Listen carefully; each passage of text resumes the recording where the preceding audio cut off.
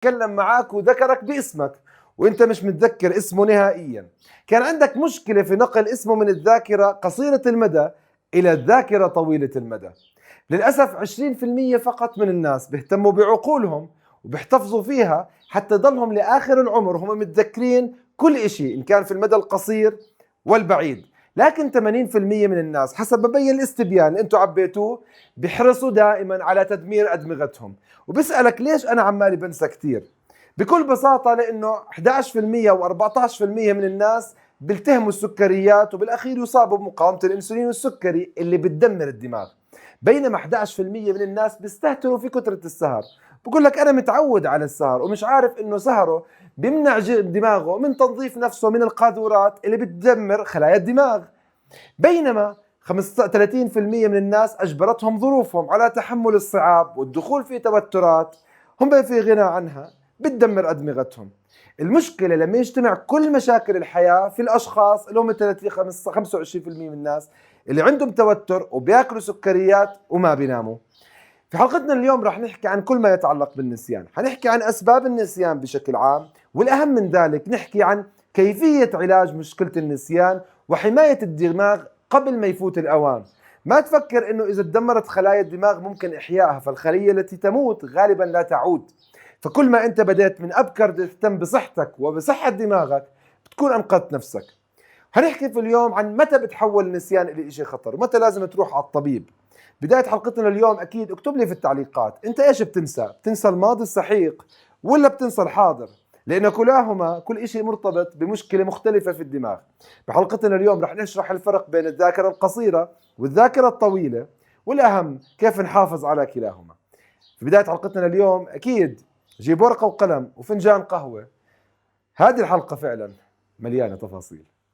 ذاكرة الإنسان من الحاجات المعقدة اللي يصعب جدا شرحها وفهمها ونقلها للآخرين. يعني بكل بساطة أنت لما بتسترجع معلومة في الماضي مش عمالك بتسترجع ملف من جهاز الكمبيوتر تبعك اللي هو عبارة عن شفرة 01101، وإنما أنت عم تسترجع صورة مرتبطة بكمية كبيرة من الأحاسيس والمشاعر.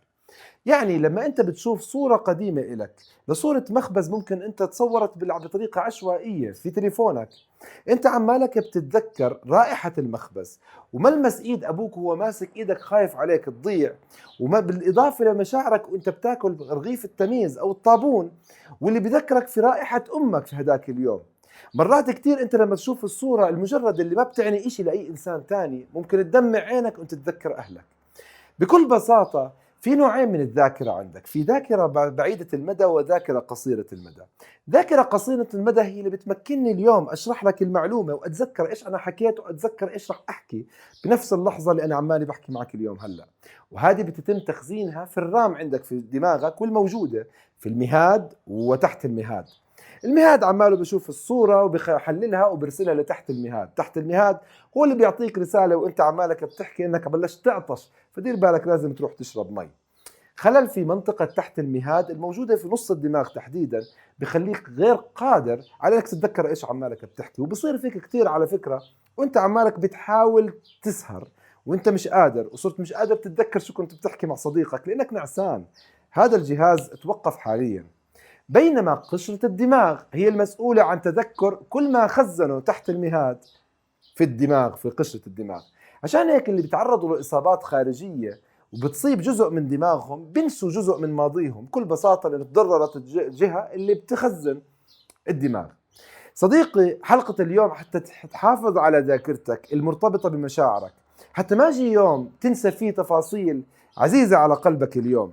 حلقة اليوم كيف تحافظ فيها على دماغك وعلى ذاكرتك وتهرب من النسيان. أما السؤال اللي بدنا نجاوبه في حلقتنا لليوم هو السؤال اللي بيسألوه مرضى السكري ومقاومة الأنسولين، ليش أنا عم بنسى؟ هل فعلا مرض السكري بيأثر على الدماغ؟ فعليا مرض السكري مرض خبيث بيأثر على كل جسمك وأكيد رح يدمر دماغك. يعني بكل بساطة السكر وارتفاع مقاومة الأنسولين رح تأثر على تحت المهاد تحديدا، يعني حتأثر على المنطقة اللي مسؤولة عن شعورك بالعطش، عشان هيك مرضى السكري دائما عطشانين. حتأثر على الاتزان عندك في جسمك، على تحت المهاد هو اللي بيرفع وبنزل درجة حرارة الجسم، وبالتالي بتلاقي من أعراض مريض السكري إنه بيحس فيه سخونة في الرجلين، غير إنه أصلا أعصابه في رجليه أصلا بتتلف. بالإضافة أنه تحت المغهاد أو الهيبوكامبس هو المسؤول عن عملية التعلم والذاكرة قصيرة المدى. تراكم السكر ومقاومة الأنسولين في خلايا الدماغ بتؤدي لزيادة تراكم السموم في هذه المنطقة وتسمم النهايات العصبية وعدم قدرتها على التواصل بينها وبين بعضها. بالإضافة أن ارتفاع السكر ومقاومة الأنسولين بيزيد من فرصة أنه إغلاقات في الشرايين والتجلطات، ويصير عند الشخص مش بس أنه يفقد ذاكرته، يصير عنده سكتات دماغية تؤدي لشلله نهائيا. أما إذا بنتحدث عن أسباب اللي ممكن تخلي الواحد كثير النسيان وبالذات على المجال القصير والمتوسط، فبكل بساطة أول إشي المصيبة الأكبر اللي معظم الناس بيعانوا منها السكري ومقاومة الأنسولين. الشغلة الثانية أكيد الاكتئاب والتوتر الإرهاق الشديد، فهذه دائما بتؤدي لأنه الشخص يفقد تركيزه وعدم قدرته على التذكر وبالتالي النسيان. بالإضافة لاستخدام بعض الأدوية والعقاقير الطبية مثل المسكنات، مثل أدوية الحساسية، أدوية النوم، بالإضافة للأدوية اللي بتتحكم بالتبول اللا إرادي، بتعمل مشاكل في النسيان. إذا أنت من الناس اللي عندك سوء تغذية وما عمالك بتاخد بي 12 ولا حتى بي 1 من أكلك بكل بساطة لأنك نباتي، فمن الطبيعي أنك تكون بتنسى كتير. هبوط في الغدة الدرقية رح يعمل مشاكل في النسيان. الجماعة اللي بيشربوا كتير أو بدمنوا المخدرات هدول أكيد بدمروا جهازهم العصبي وبالتالي رح يصير عندهم مشاكل. بالإضافة للناس اللي عندهم جفاف، وهذا بحذر فيه اللي بيصوموا صيام متقطع طويل، لأنه أكيد بصير عندهم جفاف فبدمروا خلاياهم من كثرة الجفاف. وأكيد تقدم العمر له أحكام، ومع العمر رح يصير في تلف تدريجي في خلايا الدماغ، خصوصا للي ما بيحرص على الحفاظ عليها. أما إذا بنتحدث عن الطرق اللي ممكن من خلالها إنك تحمي نفسك وتعالج نفسك من كثرة النسيان وتحمي دماغك قبل فوات الأوان، فبنبتديها بأول إشي اللي هو إيقاف السكريات والنشويات. اللي سمعته صح، إنك أكيد تقطع النشويات وتدخل في حمية اللو كارب والكيتو بكل بساطة، لأنه من أهم أسباب الإصابة بكثرة النسيان هو تذبذب قراءات السكر في الدم، وبالتالي عدم قدرة الدماغ على الحفاظ على مستوى معتدل أو متساوي من الطاقة طول اليوم. ارتفاع السكر عندك وخصوصا إذا عندك زيادة في الوزن معناته بدل أنه عندك مقاومة أنسولين. إصابة الشخص بارتفاع السكر وزيادة استهلاكه للسكريات بيؤدي إلى ضمور اللي هو تحت المهاد المسؤول عن الذاكرة القصيرة مع الوقت، وبالتالي عدم قدرتك على التذكر بكفاءة. ناهيك أنه أساسا مقاومة الأنسولين مع تطوره بتحول لسكري نوع ثاني، بعدين سكري نوع ثالث، أو بالأحرى مقاومة أنسولين في الدماغ، وبالتالي يسموه مرض الزهايمر، وبتبطل قادر تتذكر حتى الوظائف الميكانيكية زي انك تربط حذاك. الله يكرمك ويكرمنا جميعا. اما النقطة الثانية فانك تستهلك زيوت الاسماك، وكل بساطة لاحتوائها على الاحماض الدهنية زي الاي بي اي والدي اتش اي. الدماغ عندك بتكون من 60% مما هو على دهون، وبالتالي بحاجة لهذه الدهون والأحماض الدهنية باستمرار لتغذي وتعيد إحياء الخلايا اللي عمالها بأول عم تتكون أثناء تحويل ذاكرتك القصيرة إلى ذاكرة طويلة. يعني بكل بساطة بإمكانك تاخذ الأسماك الدهنية أو تروح تاخذ السبلمنت من الصيدلية. بكل بساطة لما تشوف أن مجموعة من الناس عندهم مشاكل في الذاكرة، وحسب الدراسات لما بيعطوهم هذه السبلمنتس أو الأوميجا 3 بتتحسن وظائف الدماغ عندهم وذاكرتهم، لأنها بتحافظ على التجانس بين خلايا الدماغ وبعضها وعملية نقل الإشارات العصبية بين أطراف الخلايا الدماغية المختلفة. أما النقطة الثالثة فهي تقليل التوتر والإجهاد من خلال التأمل، من خلال المشي، أو من خلال حتى الصلاة. لما أنت عمالك بيرتفع عندك مستوى التوتر في عملك، في علاقاتك مع الناس، هذا التوتر بيأذيك. فزيادة التوتر رح يرفع من هرمون الكورتيزول عندك في الجسم، واللي هو بطبيعته بيرفع السكر عندك وبدخلك في مشاكل مقاومة الأنسولين. هذا مش مشكلة، المشكلة إنه نفس التوتر بيؤدي لتراكم مواد سامة أثناء تغلب الدماغ على هذا التوتر. هذه المواد بنسميها ألفا أو بيتا أميلويدز. هذه المواد السامة لازم يتخلص منها الدماغ أول بأول. هاي المواد إذا تراكمت بتكون ترسبات، وهي الترسبات قاتلة لخلايا الدماغ. ولا دائما وأبدا 70% من مرضى الزهايمر بلاقوا عندهم تراكمات عالية جدا من هذه الترسبات الناتجة عن ضغوط الحياة وارتفاع السكر بالدم والمشاكل رح نحكي فيها بحلقة، فتذكروا بيتا أميلويدز. أما النقطة الرابعة فهي لازم تنام كويس، وتنام من 6 إلى 7 ساعات أو 8 ساعات، ويكون نومك في الوقت المفروض تكون نايم فيه. يعني ما تكون سهران بعد الساعة 12 بالليل، لأنه بكل بساطة البيتا أميلويدز اللي ذكرناها قبل هذه مواد سامة بروتينية قاتلة لخلايا الدماغ بالذات لما تترسب، ولا يستطيع الدماغ التخلص منها إلا في ساعات النوم. لأن بكل بساطة خلايا الدماغ بتتقلص حتى تسمح للسوائل المحملة في هذه المواد السامة تترك الدماغ وتتوجه باتجاه الدورة الدموية حتى يتخلص منها الجسم. الناس اللي عمالهم بيسهروا بطبيعة الحال هم فعليا مع الوقت بدمروا صحتهم وبدمروا خلاياهم وبيزيدوا من فرصة إصابتهم بالزهايمر. بينت دراسة الله يكون بعون كل الأطباء والتمريض وكل من بيداوم بالشفت المسائي إنه الممرضات في المستشفيات على دراسة قارنوا فيها بين دوام الليل ودوام النهار، اللي بداوموا ليلا تزداد فرصة الإصابة بالأخطاء الرياضية والذات تذكر 68% عن اللي بيداوموا في الشفت النهاري. مش بس هيك، بينت دراسة إنه الأشخاص اللي بيسهروا وبيناموا أقل من 6 ساعات يوميا بتزداد فرصتهم بالإصابة بمرض الزهايمر 30%. مش بس هيك، انه لو جبنا مجموعة من الناس وهدول الناس خليناهم يسهروا متواصل ونشوف ايش تأثير البيتا اميلويدز او زيادة البيتا اميلويدز في ادمغتهم اذا سهروا ل 31 ساعة، يعني واصلوا يوم واحد فقط، النتيجة انه بتزداد البيتا اميلويدز السامة 5% وتركيزها بكون في تحت المهاد المسؤول عن الذاكرة القصيرة. وعلى فكرة في مرض الزهايمر بتأول الأعضاء اللي بتتم إصابتها بتتراكم فيها البيتا أميلويدز موجودة في تحت المهاد. أما النقطة الخامسة، الحرص على وجود كميات كافية من الفيتامين د داخل الجسم. للأسف 70% من الناس عندهم نقص في الفيتامين د، وهو الطبيعي أنه يكون الشخص عنده نقص فيتامين د.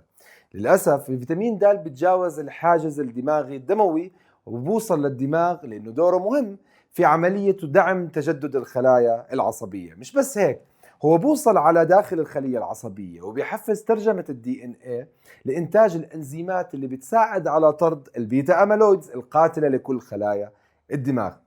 بيّنت الدراسات إنه الناس اللي بيكون عندهم انخفاض في فيتامين د بتزداد عندهم فرصة الإصابة بالزهايمر وكثرة النسيان. أما النقطة السادسة لليوم فهي استهلاك مصادر غنية في الفيتامين بي 1. يعني بكل بساطة تأخذ الفيتامين بي 1 من مصادر غنية فيها زي اللحوم الحمراء، لحوم الأعضاء، بالإضافة للبيض، البقوليات، خميرة البيرة، كلها مليانة في البي 1. البي 1 هو عبارة عن فيتامين الأعصاب والطاقة، ونقص الفيتامين بي 1 بسبب فرضا التوتر أو استخدام أدوية السكري أو إنه عندك عملية قص معدة منعت امتصاص الفيتامين بي 1 كله حيؤدي لتلف دماغك، فتلف دماغك من تلف أمعائك لما تكون أنت عامل قص معدة أو تحويل مسار. لما أنت عمالك بتستهلك الفيتامين بي 1 أنت عمالك بتعالج الميلين شيت الموجودة في أطراف الأعصاب. مش بس هيك، الفيتامين بي 1 هو المسؤول عن إنتاج الطاقة داخل خلايا الدماغ، لأنه بكل بساطة بدخل في 5 مناطق أثناء عملية إنتاج ال ATP داخل كل خلية في جسم الإنسان وتحديدا في الدماغ. نقص الفيتامين بي 1 بيقلل من قدرة الدماغ على استهلاك السكر الموجود في دمك من 20 إلى 30%، و35% من مرضى الزهايمر هم مرضى زهايمر لأنه عندهم نقص في الفيتامين بي 1. أما النقطة السابعة لليوم فهي رفع كمية الكيتونات في الدم. لما أنت بتلتزم بالحمية الكيتونية بتقلل استهلاكك للسكر فبزداد عندك كمية الكيتونات أو بتصعد الكيتونات في الدم. الكيتونات فيها جزء سحري اسمه بيتا هيدروكسي بيوتريت. هذا المركب مجرد دخوله للدورة الدموية ووصوله للأنسجة بيخترق خلايا الدماغ وبوصلها، بيقلل واحد الالتهابات فيها، 2 بيعطيها مصدر طاقة نظيف، هي أصلا مش قادرة تستغل السكر إنه أنت عندك بدايات زهايمر، فهذه الخلايا البيتا هيدروكسي بيوتريت بتطعميها. الشغلة الثانية إنه دخولك في الحالة الكيتونية حالة مضرة للبول، معناته بتقلل ضغط الدم واحتباس السوائل. السوائل اللي في دماغك المحتبسة فيه بتطلع ساحبة معها السموم الألفا أميلويد مش بس أو البيتا أميلويد، بالإضافة إنه البيتا هيدروكسي بيوتريت بتحفز البرين درايف نتريفيك فاكتور، هذا الفاكتور أو العامل اللي بيحفز بناء خلايا دماغية جديدة. طبعا ذاكرتك رح تتحسن لما تنتظم قراءات السكر عندك في الدم، وطاقتك معظمها 80% منها جاي من الكيتونات النظيفة، وبالتالي احرص على انك تدخل في الحالة الكيتونية وما يصير عندك جفاف حتى تكون تحت المهاد عندك في احسن كفاءة موجودة له. اما النصيحة الثامنة لليوم فهي ممارسة الرياضة والتمارين الرياضية. لما انت بتمارس التمارين الرياضية بصير مجموعة من التغيرات في جسمك بتحافظ على دماغك، فالعقل السليم اكيد في الجسم السليم، ما كانت عبث. بكل بساطة الدورة الدموية بتكون أفضل، فبالتالي السيركوليشن للسوائل في الجسم كلها بتتحسن، فبتزيد سرعة خروج المواد السامة البيتا أميلويدز من دماغك. 1 2 بيقل التوتر في جسمك واللي هو بيزيد من انتاج البيتا اميلويدز. النقطه الثالثه انه ممارستك للرياضه بتحفز البرين ديرايف نتريفيك فاكتور بطبيعتها، وبالتالي بتساعد من بناء خلايا دماغيه عصبيه جديده بتساعد في تحسين ذاكرتك. النقطه الرابعه انه بتزيد من كميه الكيتونات الموجوده في دمك وبتسرع من دخولك في الحاله الكيتونيه، وبتساعد على التخلص من احتباس السوائل اللي بتزيد من السموم الموجوده مش في دماغك بس، في كل جسمك. فبينت دراسة صارت على أشخاص من 19 سنة ل 93 سنة مارسوا الرياضة اللي هي الدراجة الثابتة ل 15 دقيقة بس، بينت أنه تحسن ذاكرتهم بمجرد ممارسة 15 دقيقة من الرياضة يوميا. فهي مش مرتبطة لا بعمر ولا بجنس. أما النقطة التاسعة والأخيرة اليوم فهي تناول الأطعمة بتقلل الالتهابات، والالتهابات هي اللي بتعمل توتر في الدماغ وبتزيد من إنتاج المواد السامة البيتا أميلويدز. هذه الأطعمة بكل بساطة البيريز مليانة في المضادات الأكسدة، بالإضافة للبروكلي، الأفوكادو، الزنجبيل والكركم ممتازين في تقليل الالتهابات في الجسم. استهلاك زيت الزيتون غني جدا بالفيتامين إي والفايتوكيميكالز. أضف إلى ذلك الفطر الغني بالجلوتاثيون، والفلفل الغني بمضادات الأكسدة القوية جدا ومضادات البكتيريا والفيروسات. أما السؤال الأخير لليوم إنه متى بكون النسيان خطر؟ طبعا إذا أنت بديت تلاحظ إنه نسيانك زاد وعندك سكري فانت صرت عارف ليش، فاكيد خطر انك انت عارف رح يضل النسيان يتزايد مع الزمن. بس لما يصير النسيان ياثر على حياتك العامه بشكل عام ويؤثر على قراراتك، بطلت قادر تتخذ قرار، صرت تسال نفس السؤال لنفس الناس وانت ناسي انك ناسي، صرت تضيع مقتنياتك، تنسى الاماكن، هذا دليل انه انت رايح بطريق هاي اعراض الزهايمر. والزهايمر هو عباره عن مشكله مرتبطه في نمط حياتك اللي انت اخترته، فما تكون من الناس اللي مصر انك تنسى كل اشي بيعز عليك في اخرته. بنهاية حلقتنا اليوم اكتب لي بالتعليقات، هل انت من الناس اللي عمالك بتنسى كل اشي حواليك وعمالك بتلاحظ عن تدهور حالتك الفكرية والدماغية؟ اكتب لي ايش عمالك بتسوي حتى تحسن ذاكرتك. هل انت من الناس عشاق السهر اللي بيحبوا يدمروا صحتهم دائما وابدا؟ بنهاية حلقتنا لليوم إذا شفت المعلومات اللي بالفيديو مفيدة أكيد لا تبخل على غيرك بالشير، فنشر المعلومة أكيد خير وزكاة العلم نشره. وما تبخل حالك بأنك تنضم للقناة وتكبس إشارة الجرس حتى يجيك أول بأول إشعارات كل ما يخطر على بالي فكرة مفيدة لك. وما تبخل علينا بأنك تعملنا لايك، فإحنا بتشجيعك بنستمر، وبدعوك تنضم لعالمنا الرائع بالفيسبوك، عالم سمارس كيتو أند فاستنج كلينك. هذا العالم اللي بيضم أكثر من 140 ألف شخص بيلتزموا بحمية الكيتو، بيحافظوا على أجسادهم وعقولهم. وأكيد كل ما في الحلقة من معلومات ومصادر موجودة في المقال المثبتة بالتعليقات وموجودة في صندوق الوصف. وأكيد بتقدروا تتابعوني على الانستغرام والسناب شات والتيك توك وتويتر. وإذا بدك معلومات إضافية كيف تتخلص من مشاكل عرق النساء، فدير بالك مشاكل الأعصاب موجودة في عرق النساء موجودة في دماغك، فإذا سويت ما في هذه الحلقة برضو بتساعد ذاكرتك وبتقلل من النسيان. اكبس الحلقة الأكيد اللي هون وبنشوفك في الحلقات القادمة، ومع السلامة وبأمان الله. باي.